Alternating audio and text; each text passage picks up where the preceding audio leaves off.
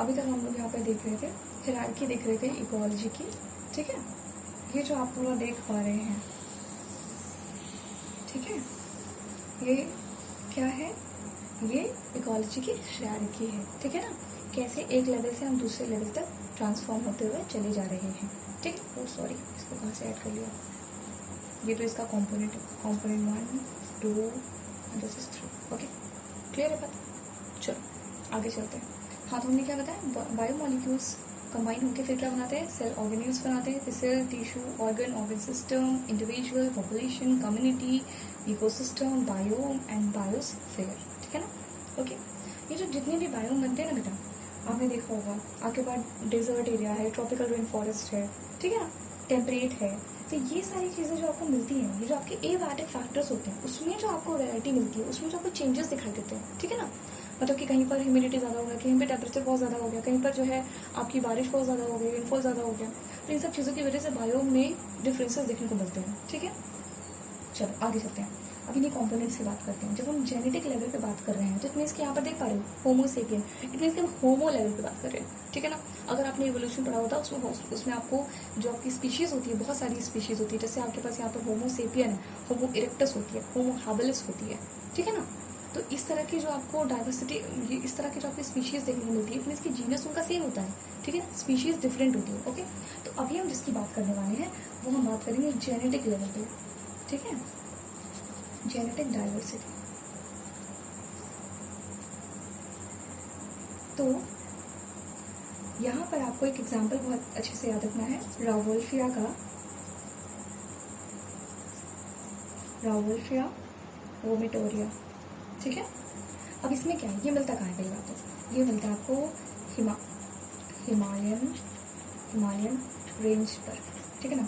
Range का क्या मतलब होता है, रेंज का मतलब होता है कॉन्टिन्यूस माउंटेन होके रहते हैं ना, अरे स्पेलिंग गलत है, कॉन्टिन्यूस माउंटेन्स होते हैं ना, तो उन्हें हम कहते हैं रेंजेस, ठीक है ना। तो ये आपकी जो हिमालय रेंज है वहाँ पर आपको कौन मिलेंगे, रावोल्फिया वोमेटोरिया मिलेंगे, ठीक है। चलो ठीक है, यहाँ तक समझ भाई। अब है क्या, अब ये इसमें कॉन्टेंट पाया जाता है, इसमें आपको एक मटेरियल मिलता है जिससे कि केमिकल कह देंगे, केमिकल का नाम है रिजर्पाइन। अब ये जो अलग अलग रेंज, इतना बड़ा हिमालय रेंज है, ठीक है ना। अब कुछ जो है एक एरिया में, सपोज ये रेंजेस है, कॉन्टिन्यूस माउंटेन ना, ऐसे ऐसे ऐसे ऐसे ऐसे, ओके डन। कुछ आपको रावोल्फिया यहाँ मिल रहा है, कुछ इधर मिल रहा है, कुछ यहाँ मिल रहा है, कुछ यहाँ। अब ये जो आपको डिफरेंसेस मिल रहे हैं ना, ये जो आपकी जो प्लेसेस इन्होंने चेंज कर ली, जो रेंज आपने इन्होंने कवर कर लिया है, ठीक है, इसकी वजह से क्या होता है, इनकी जो केमिकल नेचर है ना, इसकी जो कॉन्सेंट्रेशन है, कॉन्सेंट्रेशन समझते हो, यानी कितनी कॉन्सेंट्रेशन में, कितनी मात्रा में ये प्रेजेंट है, ठीक है। इसकी कॉन्सेंट्रेशन प्लस पोटेंसी मतलब पोटेंशियल पावर कहते हैं ना, वो तो इसकी जो उसकी पोटेंसी होती है वो क्या होती है, वो भी आपको चेंज मिलती है, ठीक है ना। ये आप देख लेंगे। इसके बाद आपको जो इंडिया में आपको 50,000 स्ट्रेन्स मिलते हैं, यानी वेराइटी मिलती है किसकी, राइस की, और यहीं पर आप 1000 वेराइटी मिलती है आपको मैंगो की, यानी आप जो छोटे मोटे मैंगो खाते रहते हैं ना, देसी आम होता है, और एक आपका और क्या होता है, कलमी आम होता है ना। तो ये सब जो आप छोटे मोटे और देख रहे हो ना, एक लंगड़ा भी होता है, चौसा होता है, तो ये सब जो आम देख रहे हो, ये सब तो कितनी वैरायटी है, मैंने दो तीन गिना दी ना, लेकिन इनके पास की कितनी बता रहे हैं कि इंडिया के अंदर आपको 1000 वेराइटी मिल जाएगी, ठीक है। चलो ये आपका फर्स्ट कंपोनेंट पूरा हो गया। अब सेकंड कंपोनेंट पे आते हैं। सेकंड कंपोनेंट हमारा स्पीशीज लेवल पर। स्पीशीज समझ में आई, स्पीशीज जीनस सेम रहेगा, स्पीशीज डिफरेंट रहेगी, ओके चलो ठीक है। अब यहाँ पे स्पीशीज लेवल पे आप देखेंगे कि जब भी हम स्पीशीज लेवल की बात करते हैं तो यहाँ पे आपको वेस्टर्न घाट और ईस्टर्न घाट समझने की जरूरत है। तो अगर ये रहा आपका इंडिया का पार्ट, ठीक है ना, तो किधर होती है, ईस्ट और वेस्ट, बोलो। यहाँ पे आपका वेस्ट बंगाल होता है, ये हो गया ईस्ट, हो गया वेस्ट, ठीक है। ये आपका वेस्टर्न घाट, ठीक है, और ये आपके ईस्टर्न घाट, ठीक है। चलो, घाट वो एरिया होता है जहाँ पे आपको बायोडाइवर्सिटी मिलती बहुत है, ठीक है, जहाँ आपको बायोडाइवर्सिटी का कलेक्शन अच्छा मिलता है। अच्छा, यहाँ पर भी देखो एक बात है, यहाँ पर क्या है कि वेस्टर्न घाट में, इधर वेस्टर्न घाट में यहाँ पे कॉन्टिन्यूस माउंटेन्स है, यहाँ पर भी ऐसा हालत है, ठीक है ना। लेकिन इस साइड क्या है, डिसकंटिन्यूस रेंजेस है, रेंजेस बोलो माउंटेन्स बोलो, ठीक है ना। यहाँ डिसकॉन्टिन्यूस है, यानी बीच में से नदी आ रही होगी, यहाँ पे यहाँ पे कुछ और होगा, फॉरेस्ट वगैरह का कुछ पार्ट होगा, या फिर नदी आ रही होगी, तो यहाँ पे डिस्ट्रप्टेड है, ठीक है ना। तो जहाँ पे आप थोड़ा सा डिस्ट्रक्शन कर दीजिए, वहाँ पर आपको बायोडाइवर्सिटी मिलना मुश्किल है, ठीक है ना। अगर आपको जो है बार बार आपको एक रूम में बिठा दिया जाए और उसमें से जो है आपको जैसे 2 कॉलम्स बनाए जाए बॉयज़ और गर्ल्स का, और बीच में ना आपको बोला पढ़ाई करना है, और बीच में से बार बार जो है टीचर निकल के जा रहा है, कोई दूसरा टीचर बार बार निकल रहा है, तो आपका जो टीचर आपको पढ़ा रहा है आप उस पर कॉन्सेंट्रेशन नहीं कर पाओगे, ठीक है ना। आप उस पर कोई उसके कंटेंट पे कोई भी कॉन्सेंट्रेट नहीं कर पाएगा, ठीक है ना। तो जो नहीं कर पा रहे तो इसी वजह से है कि यहाँ पर क्या हो जाएगा, यहाँ पे कोई बैठना पसंद नहीं करेगा ना, क्योंकि बार बार डिस्टर्बेंस हो रही है। तो इसी तरह यहाँ पे आपकी जो बायोडाइवर्सिटी मिलती है वो भी इसका लेवल क्या हो जाता है, कम, क्योंकि यहाँ पे कैसा है, यहाँ पे पूरा डिस्ट्रक्टिव रेंजेस आपको अवेलेबल है, ठीक है। और वेस्टर्न में कॉन्टिन्यूस होने की वजह से यहाँ पर आपको बायोडाइवर्सिटी बहुत ज़्यादा मिलती है। तो यहाँ पर सबसे ज़्यादा आपको याद क्या करना है, एक ही स्पीशीज़ का, एक ही आपको एनिमल का नाम याद करना है, या आपको कह दिया कि आपको क्लास का नाम याद करना है, वो है एम्फीबिया, ठीक है। एम्फीबियन स्पीशीज़ पे याद करना है। ये आपको सबसे ज़्यादा कहाँ मिलती है, ये आपको सबसे ज़्यादा मिलेगी वेस्टर्न घाट पे। वो मैंने बताया ना कॉन्टिन्यूस रेंजेस है यहाँ पर, और यहाँ पर डिसकॉन्टिन्यूस रेंजेस है, इस वजह से आपको ये क्या मिल रही है, दिख रहा है बेटा, ओके। इसलिए आपको ईस्टर्न में कम मिल रही है। ये फैक्ट बेस्ड क्वेश्चन में डायरेक्ट आ जाता है, ठीक है, एकदम अच्छे से तैयार करना। चलो आगे चलते हैं, दिख रहा है पेपर, ठीक है। अब एक और है, उसको बता दें फिर आगे चलेंगे, ज़्यादा नहीं पढ़ाएंगे, परेशान में तो आप लोग का एग्जाम चल रहा है। बस इतना है कि अगर ये मेरी क्लास में थोड़ा सा देख लोगे, बहुत ज़्यादा कंटेंट हम दे भी ले रहे हैं, और जो है और किसी और टाइम पे बनाएंगे जिस टाइम पे कोई हमें डिस्टर्ब ना करे, तो जो है थोड़ा लेंथी कंटेंट बना देंगे, ठीक है। आज तो थोड़ा सा ऐसे ही हो गया, ओके।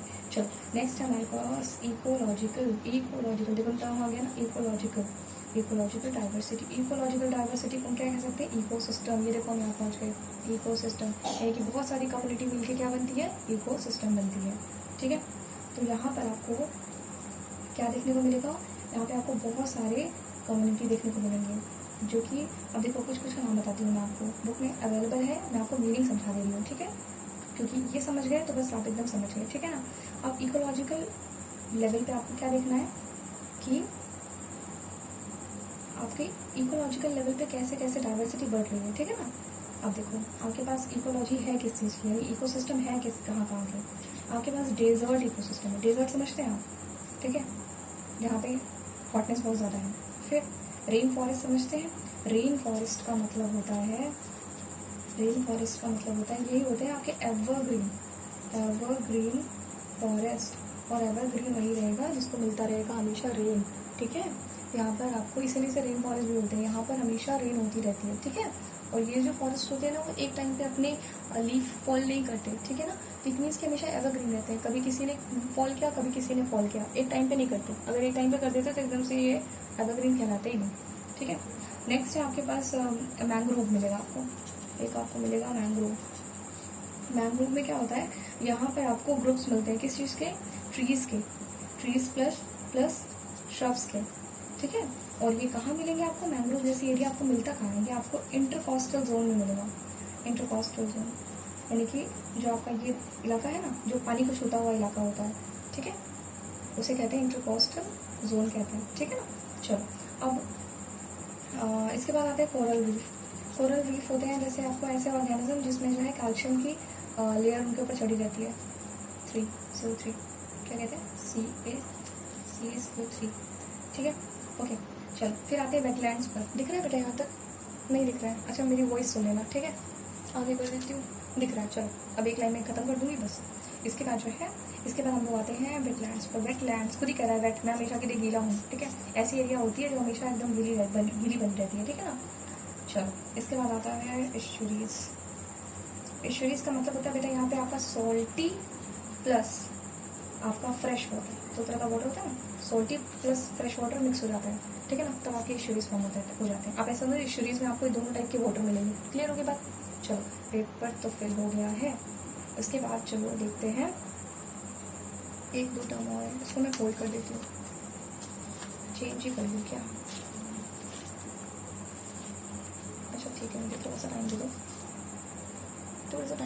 मैं इसको पीछे कर लेती हूँ, ध्यान रखो, सिंपल आपको दिखने लगेगा, थोड़ा सा टाइम दो, एडजस्ट कर रही हूँ मैं।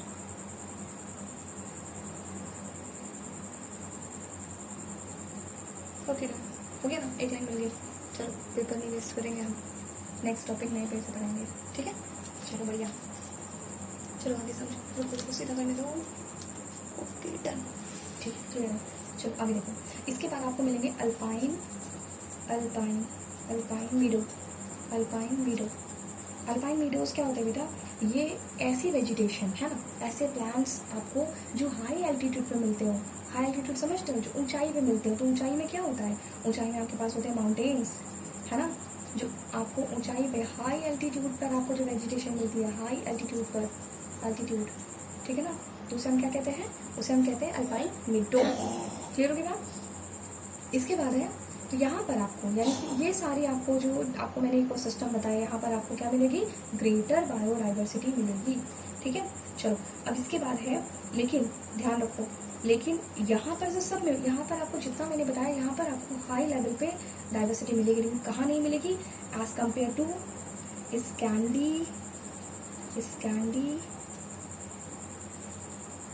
स्कैंडिनेवियन कंट्री पर, स्कैंडिनेवियन कंट्रीज पर, जैसे स्कैंडिनेवियन कंट्री कौन है, नॉर्वे। अच्छा तो स्कैंडिनेवियन, आपका जो स्कैंडिनेवियन का क्या मतलब होता है, स्कैंडिनेवियन का मतलब होता है ऐसी कंट्रीज जिसकी लोकेशन, ध्यान से देखो, जिसकी लोकेशन नॉर्थ यानी कि नॉर्दर्न यूरोपियन साइड हो। यूरोप समझते हो, यूरोप आपकी जो आपका कंट्री है, ठीक है, तो यूरोप के साइड में क्या हो, आपका कॉन्टिनेंट भी है ये, ठीक है ना। तो इधर की जो कंट्री होती है, यानी नॉर्दर्न यूरोपियन जो कंट्रीज होती हैं, उसमें उनको हम क्या कहते हैं, स्कैंडिनेवियन कंट्रीज बोलते हैं। तो उसी का एक एग्जांपल है नॉर्वे। तो यानी कि जो भी आपके नॉर्दर्न यूरोपियन कंट्रीज होगी, वहाँ के कंपैरिजन में हमारे यहाँ पर जो ये इस तरह की जो आपको डाइवर्सिटी हमने बताई, जो इस तरह का आपको इकोसिस्टम का लेवल बताया, यहाँ पर आपको बायोडाइवर्सिटी सबसे ज़्यादा देखने को मिलती है, ठीक है बेटा। चलो